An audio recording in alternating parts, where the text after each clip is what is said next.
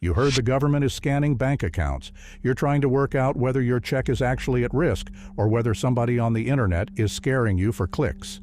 Both. The scan is real. It went live for people 65 and older in August 2025, and as of April 2026, it covers every new SSI approval in the country. It flags you at $1 over. The line it measures you against was set in 1989. Let me take the fear off the table first, because the version circulating right now is wrong in a way that's making people panic who have nothing to panic about. If your monthly payment comes from your own work record, regular Social Security retirement, survivor benefits, or SSDI, there is no resource limit on that money, none. You could have $40,000 in savings, and it would not change your retirement check by a penny. The tool we're talking about doesn't reach you. It was never built to. This is about SSI, Supplemental Security Income, the needs-based program for people 65 and older, and for blind and disabled Americans with very little income and very little saved, around 7 million people. And unlike retirement, SSI has always had a hard ceiling on what you're allowed to own. $2,000 if you're single, $3,000 for a couple. That number is going to come back at the end of this, and when it does, I want you to already be a little suspicious of it.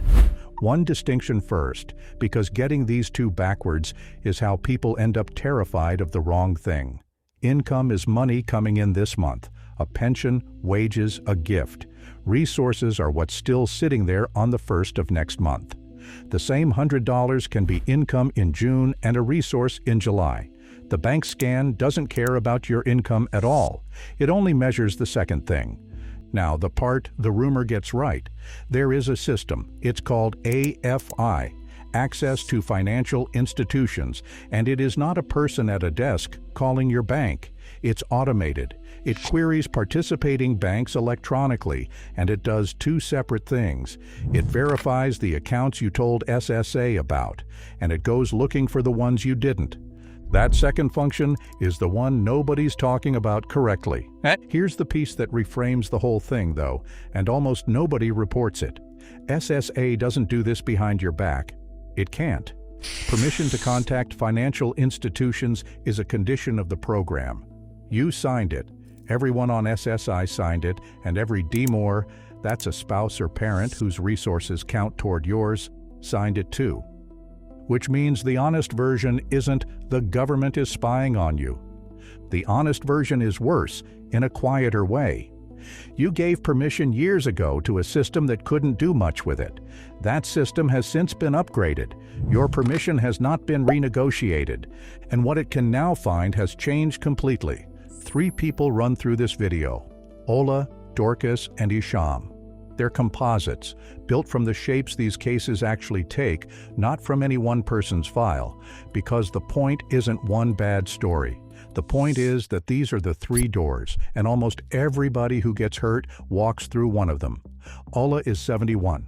Widowed, she gets SSI, she gets a small state supplement, and her daughter added her name to a joint checking account 4 years ago after Ola's hip surgery, so somebody could pay the utility bill if Ola ended up in the hospital again. Ola has never deposited $1 into that account. She's never withdrawn one. She doesn't have the card. If you asked her to name her bank accounts, she would name one, and she would be telling you the truth as she understands it. Her daughter's account has about $6,000 in it. Here is what SSA's rules say about that account, not what the daughter says, not what's fair. If Ola's name is on it, SSA presumes the entire balance belongs to Ola. All $6,000. There's a way out of that presumption.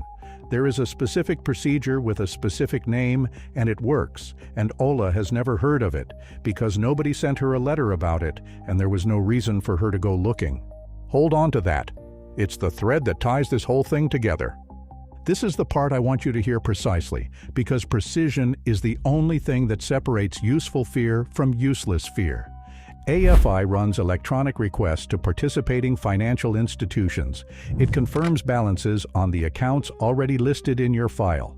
Then it runs what SSA calls geographic searches, queries designed to surface accounts you never disclosed in the areas connected to you. Up to 10 of those searches per person per review. Not 1, 10. It's operational in all 50 states, the District of Columbia, and the Northern Mariana Islands. It's wired into SSA's claim system, and it runs both when you apply and during redeterminations, the periodic rechecks of whether you still qualify. It also doesn't stop at you. It reaches DMORs, an ineligible spouse you live with, or a parent if the recipient is a child. Their accounts are inside the same review because their resources are already counted as partly yours under the deeming rules. Plenty of couples have never understood that the working spouse's savings account was always in scope. It was. What changed is that it's now findable in seconds instead of only if somebody thought to ask. Now, the number that actually changed everything. For years, AFI only triggered above a tolerance. In May 2013, SSA lowered that threshold from $750 to $400. So if the system saw you were within $400 of the limit, it let it go. Not generosity, arithmetic. Chasing small amounts cost more than it recovered. SSA's own Inspector General pushed for years to drop that tolerance to zero. SSA pushed back. Said it needed a study first, said it wanted to understand the administrative cost before flipping the switch. Then it flipped the switch. August 2025, $0 tolerance on SSI claim allowances for people 65 and older, applied before payment is authorized. April 2026, the same $0 verification extended to all SSI blind and disabled allowances, and SSA has stated plainly that it plans to explore expanding AFI capabilities further. Read that last part again, because it's the only forward-looking sentence in this entire video, and it came from the agency, not from me. Zero tolerance means the $400 cushion is gone. $2,001 is over. $2,040 is over. There is no rounding, no discretion, no field office deciding it isn't worth the paperwork. And the thing that genuinely gets me about this, the part I'd underline if this were on paper, is that we now have a near-national automated instrument capable of measuring a person's savings to the dollar. Measured against a line drawn during the first Bush administration. The instrument got modernized. The line did not. The scanning isn't the danger. I want to be very clear about that, because everyone's aiming at the wrong target. The danger is what the rules count as yours. Start with joint accounts because it's the most common way this detonates. Your name on an account creates a presumption of full ownership, not half, not your proportional share. The whole balance, unless you rebut it. Rebutting it has a real procedure. You submit a statement, and so does the other account holder, explaining who actually owns the money, who deposited it, who withdraws from it. You show account records supporting that. If SSA accepts it, the funds are removed from your countable resources, the account gets retitled, or your name comes off, and the correction can be applied back to the months in question. That procedure exists. It is written down. It works. It is also invisible to nearly every person it was designed to protect, and that's not an accident of communication. It's the design. Nobody is required to tell Ola it exists before she's already over the line. Second door, family help. This one has a genuine piece of good news buried in it that almost nobody on SSI has been told, and it's been true since September 30th, 2024. Food no longer counts. Before that date, if your son brought groceries every week, SSA could treat that as in-kind support and reduce your check. That rule is gone. Groceries, meals out, a church food pantry, somebody stocking your fridge, none of it touches your SSI anymore. Shelter still counts. If you live in someone else's household and they provide your shelter, SSA applies what it calls the 1/3 reduction, exactly 1/3 off the federal benefit rate. In 2026, the federal rate is $994 a month for an individual, so that reduction is about $331 gone every month. And notice the shape of that. A rule changed in your favor 2 years ago, and you probably learned it just now from a video. The enforcement upgrade reached you within weeks, through a letter or a denial or a suspension. That asymmetry is the actual story here, every single time. Third door, Forgotten accounts. An old credit union account from a job in 1998. A savings account a relative opened for you. A dormant account holding a few $100s you genuinely forgot about, which is not a crime and not a character flaw and is going to be treated exactly like concealment when the geographic search finds it. Because the system does not distinguish between hiding money and forgetting money. The balance is the balance. Dorcas is 68. She got a settlement check from a car accident, small one, a few $1,000s, deposited it in March, spent most of it on a new refrigerator and back rent, and was under the limit again by early May. She was over the limit on the first day of April. That's the rule almost nobody knows. SSA counts your resources as of the first moment of the first day of each month, not the average, not the balance when they check. The balance at 12:01 in the morning on the 1st. Dorcas was over on one day. One. That single day makes her ineligible for the entire month of April. And because she didn't report it, she didn't know she had to, the money was already gone, she was overpaid for that month, and SSA will want it back. Now she's not scared of the scan, she's scared of the letter. And the letter, as it turns out, is only the second worst thing that can happen. Being over the resource limit does not end your SSI. It suspends it.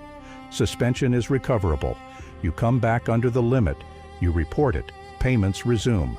Uncomfortable, survivable, and if you're in it right now, you should know it is not permanent.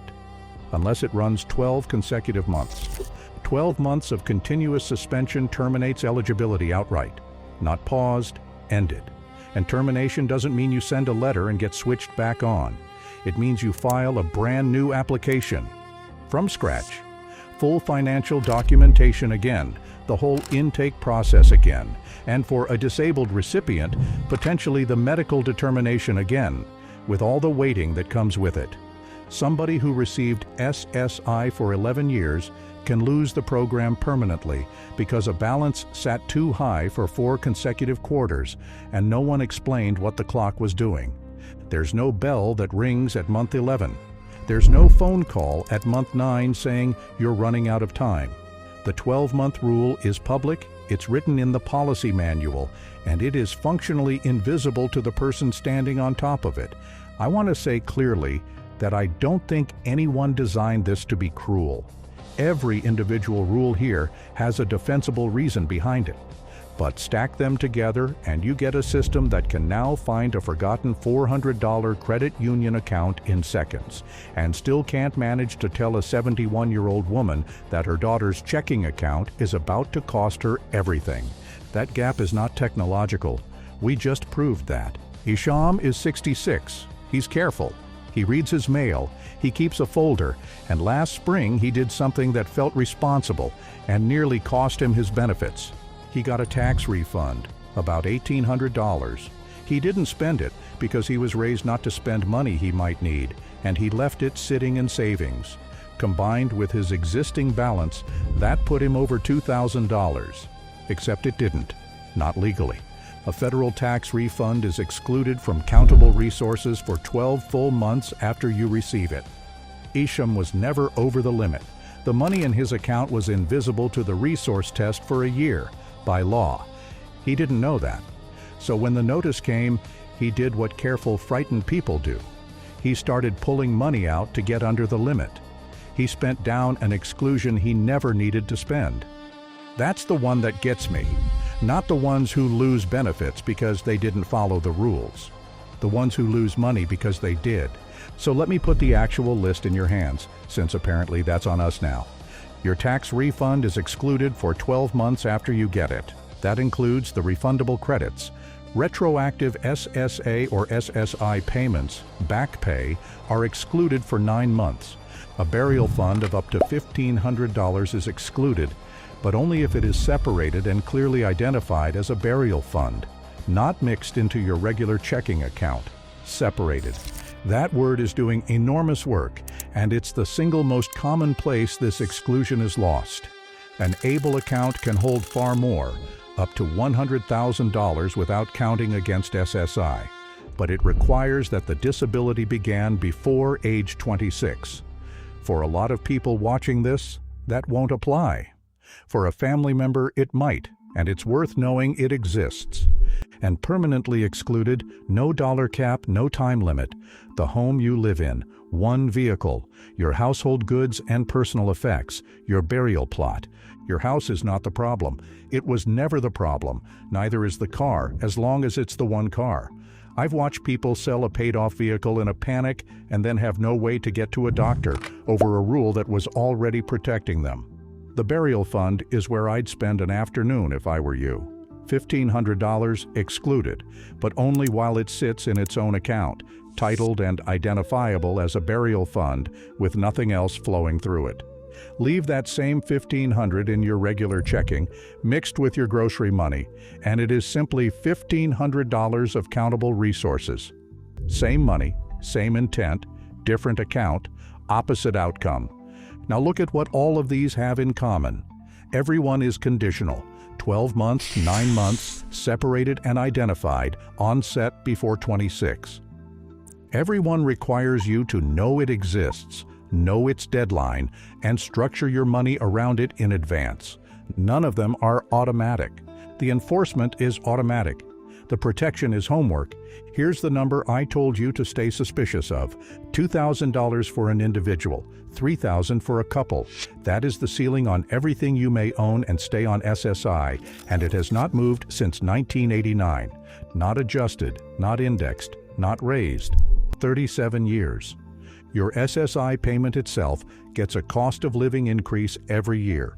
The 2026 federal rate is $994 a month, up from $967 because of the annual cost of living adjustment. The payment moves with inflation.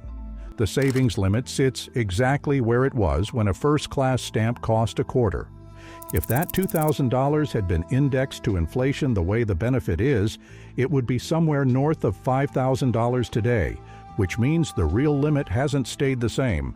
It's been cut by more than half quietly, 1 year at a time, without a single vote. Put it next to the thing it's supposed to sit beside. The monthly payment has been adjusted 37 times since that limit was set. 37 separate cost of living increases, each one an official acknowledgement that money buys less than it used to.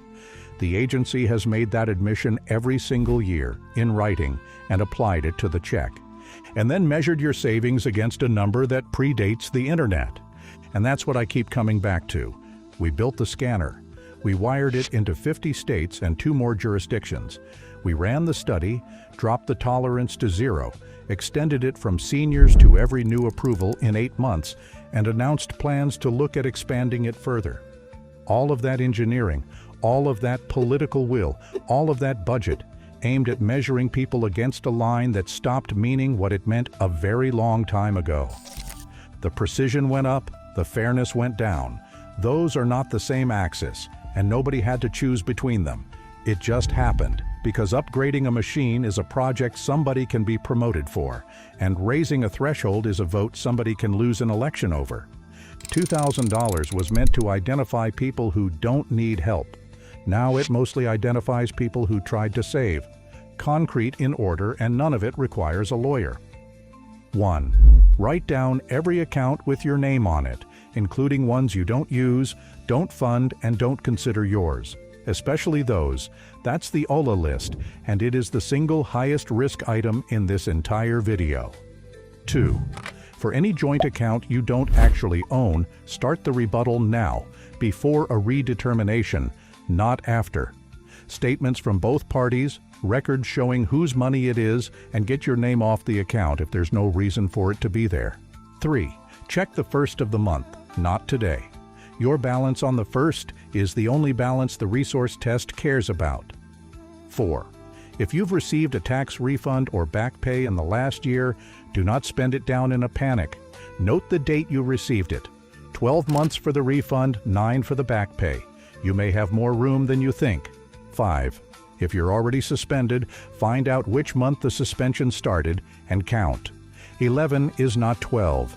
There is a difference between recoverable and gone, and it is measured in weeks. And report changes when they happen. Not because SSA deserves your compliance, because the overpayment letter is always bigger than the report would have been. If AFI runs during redeterminations, then the question that actually matters isn't whether you'll be scanned. It's when your next redetermination is scheduled. And there are people on SSI right now who haven't had one in years, sitting on a review that will apply 2026 rules to a decade of banking they've long forgotten. Subscribe if you want to stay ahead of this kind of stuff, and hit like if it helped you. That's it for this video. See you on the next one.